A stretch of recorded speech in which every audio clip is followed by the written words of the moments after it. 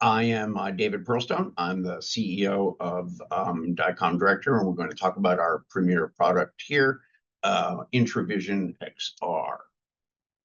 So the problem that we address is pretty simple. I come from a background as a surgeon, and that's really kind of the way that we look at the situation. And the situation is that we live in a three-dimensional world, and yet all of the imaging that we use for our work as surgeons or interventionalists is all in 2D. So what that means is when we want to plan an operation or any kind of a procedure, we take that CT scan, which we all know is a series of two-dimensional slices, and we roll back and forth through the slices as you're seeing here on this image.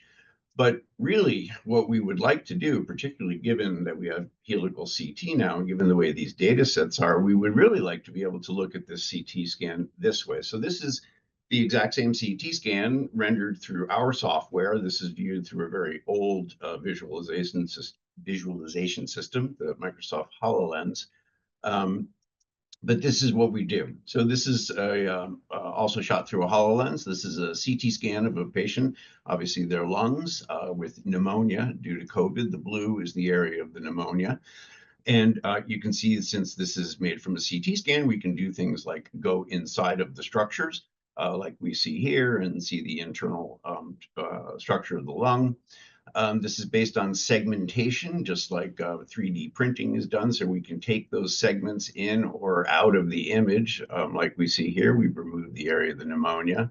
Then we have our cutting plane technology. We can take this translucent blue plane and pass it through the model at any angle to give you any type of view that you'd want to see. And then finally, what we're going to do on this video here is a virtual bronchoscopy.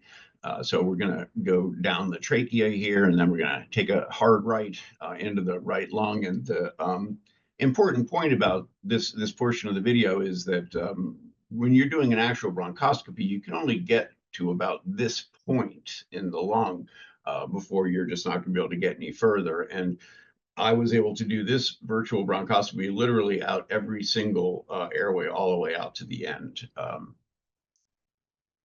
Sorry, next slide. As you can see, we really are in a specific area of the world of 3D in the visualization end of the business rather than 3D printing. Extended reality visualization is not a far leap from the world of 3D printing. In fact, it's really quite a simple adjunct to it. We talk about the extended reality vertical, and what you'll see is that it's really the same process as creating anything that's 3D printed, which is that we start with a CT or an MRI scan, and we undergo segmentation using any one of the available segmentation systems that are out there, and we end up with what we call a virtual three-dimensional object, or a virtual model, and that's represented by a file type, an OBJ or an STL. But here is where things get different. Now, normally what we've seen is we take that and we take the STL file, we put it in a printer, we end up with a printed model. But that is very expensive. It can take a significant amount of time. And the utility of that printed model, while it's great, there are many great things about it, there are also significant limitations. The models get lost, they can get broken, you only have one at a time.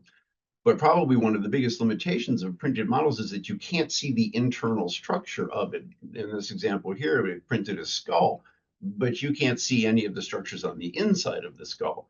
So we can take that exact same file, render it through our system, and we get this 3D image that we call a hologram floating in front of you in extended reality. And you can see here, our system functions on any platform. There are a variety of extended reality visualization headsets available now. We started off in the Microsoft HoloLens. Now we have the Meta series all the way up to the Meta 3 and the Meta Pro, the Quest 3 and the Quest Pro, which are excellent. And now we have the Apple Vision Pro, which is really rather extraordinary.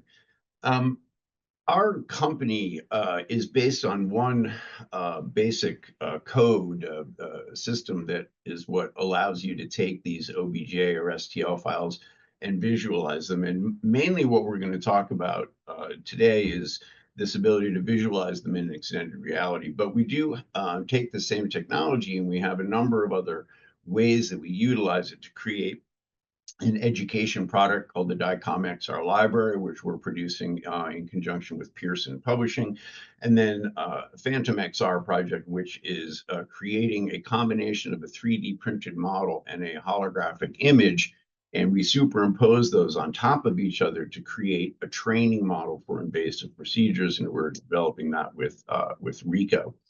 But focusing specifically on Intravision XR, which is, again, this ability to visualize CT scans as three-dimensional images in extended reality.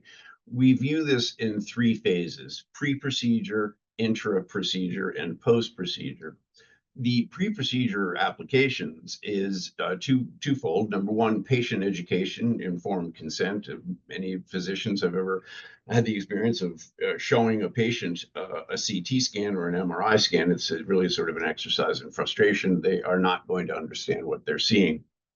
But if you show them these kinds of images, it's much more understandable. As we discussed before, similarly, pre-surgical planning is going to be much more intuitive, much more understandable. The intraoperative use case is really where things get very, very interesting. So imagine that pair of lungs we saw before and take that to the operating room, and that patient is on the OR table. We can place those lungs on top of that patient in exactly the correct orientation and scale and lock that in position. We now have virtual X-ray vision. We're looking at the patient who's lying there, but we can see their lungs and we can see exactly where the lesion is in their lungs. So that's very exciting. We have a number of users, customers around the world that are doing this actively, a lot of work in spine and neurosurgery. But this is really kind of the real cutting edge end of what we're doing. And then the third leg of this is the post-operative applications, which is really sort of the academic use in education and case presentation and discussion, et cetera. Who do we see using this technology? Obviously, in the world of surgery, and even within the world of surgery, those that are doing image-guided procedures, orthopedics and spine surgery certainly have taken a shine to this rather quickly. But there's a lot of interesting upcoming work going on, particularly in pediatric surgery, cardiac surgery, and in oncology, which I think is really one of the interesting areas. But even outside of the operating room, as we all know, there are a lot of people doing image-guided interventional procedures that are not in the operating room: cardiology, interventional radiology, pulmonology, gastroenterology, all doing this. Even outside the hospital, the dental market for image-guided procedures is huge. We talked about the medical education market. The veterinary market for image-guided procedures is also very huge, which is very interesting. And then even outside of just clinical use cases, the ability to view anatomy in this way is proving to be very, very useful in everything from biomedical device design and demonstration of devices, and in medical legal use as well for explaining things to attorneys and to juries. So a lot of places this can go. But I think that probably one of the most exciting things to talk about it, and what comes up in our day-to-day is why now? Why is this becoming interesting? We've had 3D for quite some time. Why is this taking off now? And really, I think it has a lot to do with the development of the technology and the hardware for these head-mounted displays. But I think this statement really kind of sums it up, which is that this holography, this three-dimensional representation of an image, is really getting to the inflection point in clinical usage. It's beyond just, gee, that's kind of interesting and neat. And it's really becoming kind of a useful standard part of medical imaging. It's not going to replace anything. That's an important point I like to make. This type of imaging is not replacing anything. It's merely adding to it and adding another layer of potential understanding and utility to the images that we have. Bob Hannon is a retired pediatric cardiac surgeon, and he very much gets this. And I agree with his statement here that it's going to revolutionize not just healthcare, but the ability to work together and to collaborate, and how we view three-dimensional objects and how we interact with them. I do feel this is also quite true. This is, I think it's a lot like pre-iPhone. There's a lot of excitement and a lot of software work being done on where this is going to go. And when the hardware starts to roll out over the next few years on the retail level, I think we're going to see some really interesting things. David, we have maybe just one last minute to wrap things up. We have run out of Sure, time. let me Yeah, zip ahead and sorry. show you what I really want to show you, which is Okay. a video of some of our work. So I don't know if the sound is on this, but here is a video shot. This is shot through an Apple Vision Pro of a pituitary tumor, and you can see our segmentation function turning things on and off.